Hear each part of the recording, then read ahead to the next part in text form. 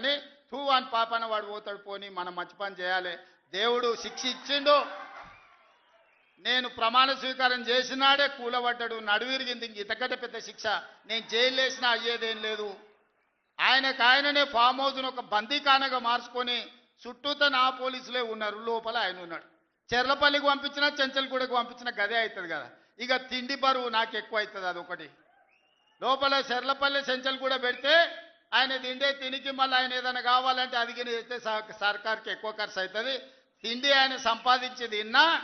form హౌస్లే ఒక బందీఖానగా పెట్టుకొని చుట్టూతో మన పోలీసులే పహారా కాస్తున్నారు ఇక ఆయన చేసిన పాపాలకు ఆయననే పోతాడని ఊరుకున్నా నేను ప్రమాణ స్వీకారం చేయడానికి పోయిన రోజే మంచం మీద నుంచి బోర్ల పడి మక్కెలు ఇరిగి మూలకు పడ్డాడు ఇక ఆయన నిన్నొచ్చి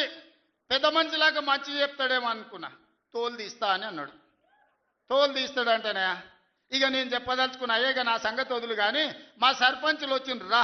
ఏ తోలు తీస్తావురా నీ తోలు తీసుడు కాదు నిన్ను చీరి చింత కట్టి చింతమడకల ఏలాడేసి కొడతారో లేదో మా సర్పంచులు రా కొడంగల్కి వస్తావా లేకపోతే మమ్మల్ని చింతమడకకు రమ్మంటావా మా సర్పంచులను దోల్తా సోయి లేని మాటలు స్థాయి లేని విమర్శలు